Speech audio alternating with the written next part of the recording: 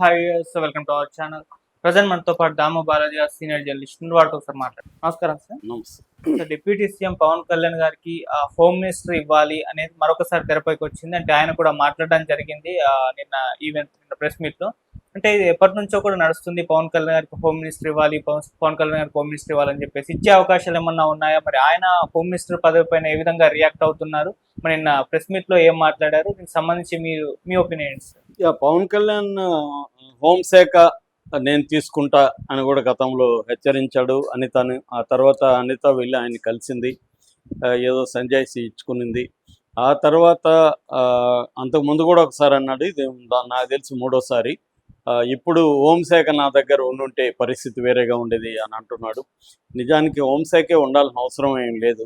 ఒక deputy CM ఆయన, plus కీలకమైన భాగస్వామి ఈ ప్రభుత్వంలో. ఆయన అనుకుంటే లా అండ్ ఆర్డర్ని చక్కబెట్టడం ఆయనకి పెద్ద విషయం కాదు. ఎందుకంటే అనిత మనకు తెలుసు, ఏ హోంమంత్రి ఉన్నా వాళ్ళు డమ్మీలు తప్ప వాళ్ళు కంప్లీట్గా ఏమీ ఉండవు. అనిత లాంటి దళిత మంత్రులకి ఏ స్థాయిలో ఎంత ఇంపార్టెన్స్ ఇస్తారో మనకు తెలియంది ఏమీ లేదు. ఇక్కడ అందరూ కూడా అన్ని కాంగ్రెస్ అయినా, వైసీపీ అయినా, లేకపోతే ఏ పొలిటికల్ పార్టీ అయినా కూడా ఈ రీజనల్ పార్టీలో ప్రధానంగా సీఎంలే అన్నీ చూస్తారు. సీఎంలకు తెలియకుండా హోంమంత్రులు ఇండిపెండెంట్గా ఏమీ చేయలేరు. అది అందరికి తెలుసు. ఇది ప్రజలకు కూడా ఇవాళ ఏం తెలియంది ఏం కాదు. అందుకని ఎవరు కూడా గట్టిగా ఆమెనే నిందించట్లేదు. చంద్రబాబు, లోకేష్ని, పవన్ కళ్యాణ్నే అంటారు. ఎందుకంటే వీళ్ళు ముగ్గురే డిసిషన్ మేకర్స్. ఇప్పుడు పవన్ కళ్యాణ్ ఒక డిసిషన్ తీసుకొని చంద్రబాబుతో చెప్పి మాట్లాడితే అనిత ఎప్పుడైనా అడ్డుపడిందా? అనిత నేను చేయనని చెప్పిందా ఎప్పుడైనా? కాబట్టి ఇక్కడ ఏంటంటే ఊరికే ఇవి చెప్పడం తప్ప పవన్ కళ్యాణ్ ఆయన చేయదలుచుకుంటే అది పెద్ద విషయమేం కాదు.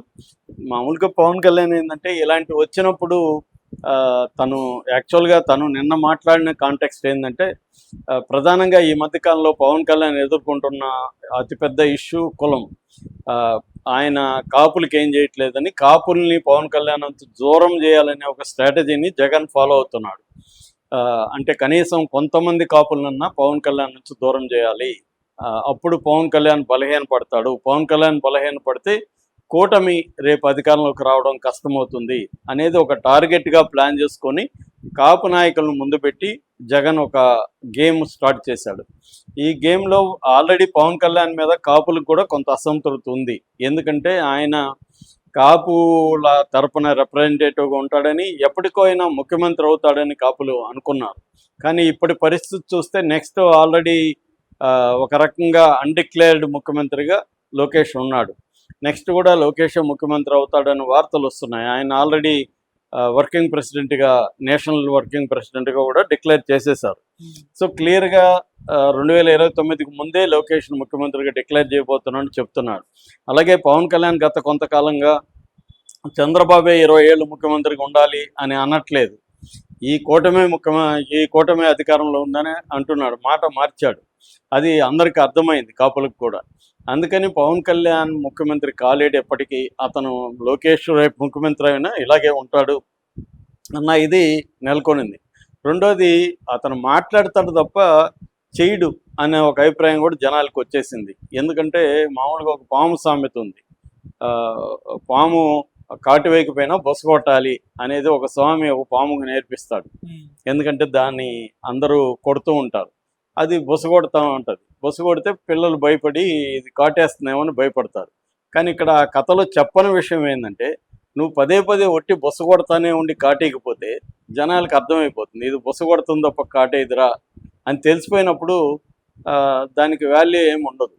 పవన్ కళ్యాణ్ అనేక సార్లు బొస కొట్టాడు ఈ 2 ఏళ్లలో. ఏమైనా తేలిందా ఇప్పటి వరకు? ఏమైనా చేయగలిగాడా పవన్ కళ్యాణ్? సొంతంగా ఏమి చేయలేదు. ఏదో అనిత మీద నింద వేయడం తప్ప అందరికీ తెలుసు అనితకి ఇండిపెండెంట్ శాఖ ఏం కాదు ఆమెది వీళ్ళ కంట్రోల్లోనే ఉంటుంది. లోకేష్, చంద్రబాబు, పవన్ కళ్యాణ్ కంట్రోల్లోనే అన్ని శాఖలు పనిచేస్తాయి. ముఖ్యంగా లోకేష్, చంద్రబాబు. నిజానికి పవన్ కళ్యాణ్కి కూడా అంత సీన్ లేదు. మిగతా శాఖల్ని కంట్రోల్ చేసే సీను పవన్ కళ్యాణ్కి కూడా లేదు. ఆయన దుర్గేష్నే అప్పుడప్పుడు నిందిస్తున్నాడు తప్ప దుర్గేష్ని కూడా కంట్రోల్ చేసే పరిస్థితి లేదు పవన్ కళ్యాణ్కి. అందరికీ తెలుసు ఇక్కడ లోకేష్ డిఫాక్టో సీఎం అనేది అందరికీ తెలుసు ప్రజలకి.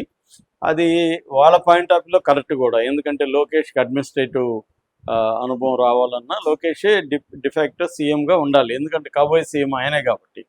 ఇవన్నీ తెలుసు. కాకపోతే ఏంటంటే పవన్ కళ్యాణ్కి ఇప్పుడు ఒక ఇరుకును పెడుతున్నాడు జగన్. అదేంటంటే కాపుల్ని పవన్ కళ్యాణ్ దూరం చేయాలని. దాని నుంచి బయటపడడానికి పవన్ కళ్యాణ్ పదే పదే ఏం చేస్తున్నాడంటే, నేను కాపు కులానికి సంబంధించిన వాడిని కాదు, నేను ప్రజలందరి మనిషిని అని చెప్పుకోవడానికి పవన్ కళ్యాణ్ నానా బాధలు పడుతున్నాడు.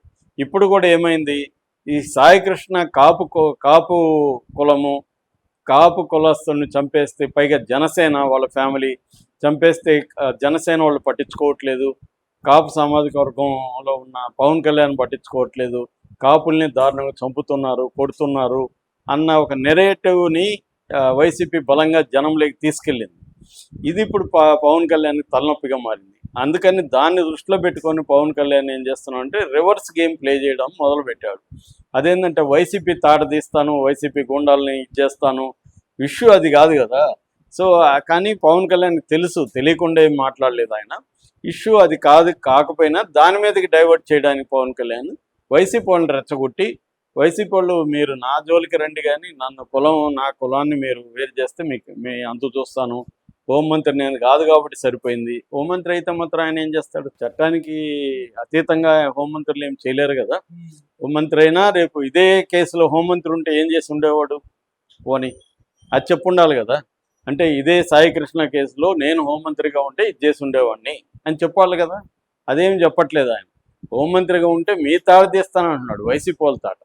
ఇక్కడ అది కాదు కదా. కాంటెక్స్ట్ ఏంటి, సాయి కృష్ణ అనే అతను క్రిమినలే ఇతను ఏమంటున్నాడు, వాడు క్రిమినల్, వాడి కులం లేదంటున్నాడు. ఇక్కడ అదేమీ లేదు. నిజానికి కులం క్రిమినల్స్కి ఉంది, అందరికీ ఉంది, క్రిమినల్ కాని వాళ్ళకి ఉంది. అట్లా అనుకుంటే క్రిమినల్స్ రాజకీయ నాయకుల్లో లేరా, వాళ్ళ కులాన్ని వాడుకోవట్లేదా, ఈ పవన్ కళ్యాణ్ కులాన్ని గతంలో వాడుకోవట్లేదా? కాబట్టి ఇక్కడ ఏంటంటే ఎవరికి రాజకీయ నాయకులందరూ కూడా వాళ్ళ అవసరాల మేరకు వాళ్ళు మాట్లాడడం ఉంటుంది. కాబట్టి ఆయన హోంమంత్రి అయినా కాకపోయినా ఆయన చేసేది ఏమీ లేదు. లోకేష్ని చంద్రబాబుని కాదని పవన్ కళ్యాణ్ ముందుకెళ్ళే పరిస్థితి లేదు. ఒక మేరకి అలో చేస్తారు పవన్ కళ్యాణ్, మాట్లాడే వరకు అలో చేస్తారు, వాళ్ళు యాక్షన్ లేక అలో చేయరు. సో అది అందరికీ తెలుసు కూడా, ఆయన లిమిటేషన్స్ పవన్ కళ్యాణ్కి తెలుసు, జనంకి కూడా తెలిసిపోయింది. కానీ ఆ లిమిటేషన్స్ లేవు, నేను అదేదో అంటారు కదా, లేస్తే మనిషి కాదు అన్నట్టుగా అప్పుడప్పుడు నేను ఇందాక చెప్పినట్టుగా బొస్సు కొడుతుంటాడు పవన్ కళ్యాణ్. అలాగే ఇప్పుడు బొస్సు కొట్టాడు. అది ఆయన అవసరం, అది బొస్సు కొట్టడానికి ఆయనకు అవసరం ఉంది. ఎందుకంటే కాపులను విడదీస్తున్నారు కాబట్టి ఆ కోపం ఉంది. అంటే చివరి క్రిమినల్స్ని కూడా కాపుల్లోకి తీసుకొచ్చి మమ్మల్ని చేస్తున్నారు అనేది ఆయన మాట్లాడారు. ఆయన మాట్లాడిన దాంట్లో తప్పు లేదు, వాస్తవమే. క్రిమినల్స్కి కులం ఉండకూడదు, ఎవరికి కూడా కులం ఉండకూడదు అట్లా అనుకుంటే. కానీ క్రిమినల్స్ అంటే ఇప్పుడు నిజానికి ఆ అబ్బాయికి శిక్ష పడలేదు కాబట్టి క్రిమినల్ అనడానికి కూడా లేదు. నిజానికి టెక్నికల్గా చూసుకున్నప్పుడు ఆ అబ్బాయికి ఏమి శిక్ష పడలేదు. ఏ కేసులు పడింది, కేసులు ఉన్నాయి, కొన్ని కొట్టేశారు, కొన్ని కేసులు నడుస్తున్నాయి. శిక్ష పడిన వరకు అతను నిందితుడు మాత్రమే. పవన్ కళ్యాణ్ మాట్లాడాల్సిన భాష కూడా ఏంటంటే అతను నిందితుడు అనాలి తప్ప క్రిమినల్ అనకూడదు చట్ట ప్రకారం అయితే. కాకపోతే ఇప్పుడు చట్టాలను ఎవరు ఫాలో అవుతున్నారు కాబట్టి పవన్ కళ్యాణ్ కూడా ఫాలో కాదు కాబట్టి ఆయన క్రిమినల్ అంటున్నాడు. మరి ఇతను క్రిమినల్ అయితే ఇతనితో కూడా వాళ్ళు ల్యాండ్ డీలింగ్స్ చేసి ఇతన్ని చంపి మాయం చేసిన సిఐ క్రిమినల్ కాదా, పోలీసులు క్రిమినల్స్ కాదా? మరి వాళ్ళ గురించి ఈయన ఎందుకు మాట్లాడు? హోంమంత్రిగా ఉంటే వాళ్ళ మీద ఏం చర్య తీసుకునేవాడు? అంటే ఇవన్నీ ఏంటంటే తమకు అనుకూలంగా తమ పరిస్థితుల్లో నుంచి మాట్లాడే మాటలు. అలాగే ఆయన మాట్లాడాడు తప్ప ఆయనకు హోంశాఖ ఇప్పుడేం ఆయన అడిగితే ఇవ్వరా హోంశాఖ? అప్పుడు ఆయనే చెప్పాడు కదా, నాకు హోంశాఖ ఇష్టం లేదు, నాకు పర్యావరణం అంటే ఇష్టం అని. మరి ఇప్పుడు నాకు హోంశాఖ ఉనుంటే అంటే ఎవరు వద్దన్నారు, తీసుకోవచ్చు కదా. ఇప్పుడు కూడా హోంశాఖ అడిగితే చంద్రబాబు కూడా ఆయనకు హోంశాఖ, నాకు హోంశాఖ కావాలి, లా అండ్ ఆర్డర్ యాక్చువల్గా చంద్రబాబు దగ్గర ఉంది, నిజానికి హోంశాఖ కూడా కాదు. మరి తీసుకో, లా అండ్ ఆర్డర్ నాకు ఇవ్వండి సార్ అని అడుగు. ఈయన మంత్రి ఒక శాఖని ఇచ్చేసేయండి, ఇచ్చేసి తీసుకో, ఏం నిరూపించు, ఎందుకు మాటలెందుకు, చేయొచ్చు కదా. సో అందుకని ఇదంతా ఏంటంటే తనకి ఇబ్బంది కలిగినప్పుడు ఆయన మాట్లాడే మాటలు తప్ప అంతకంటే ఏమి కాదు. ఆయనకు హోంశాఖ నేను అనుకోవడం ఆయన తీసుకునేస్తే తెలిసిపోతుంది. ఎప్పుడైనా అది కానీ ఉంటే అని చెప్పుకోవచ్చు, ఉండిందనుకో ఏం జరగదు. సో ఏం జరగనప్పుడు మళ్ళీ ఏమున్నా ఇంకా చెప్పుకోవడానికి ఏముండదు. ఇప్పుడైతే నాకు హోంశాఖ ఉంటే మీ తోట తీస్తా, మీ తోలు తీస్తా అని చెప్తున్నాడు. మళ్ళీ ఒక పక్కేమో మళ్ళీ వైసీపీ వస్తే కూడా నేను నారదీస్తా తొక్కదీస్తా అంటున్నాడు. మరి అప్పుడు ఏమీ లేనప్పుడే తొక్కదీసే పరిస్థితి ఉంటే ఇప్పుడు డిప్యూటీ సీఎం ప్రభుత్వం మీది, తొక్కదీయండి, ఎవరు వద్దన్నారు? సో ఇక్కడ ఏంటంటే ఇది దాని ఏమంటారు, బొట్టు బెదిరింపులు తప్ప అంతకంటే జరిగేదైతే ఏం లేదు. Thank you so much.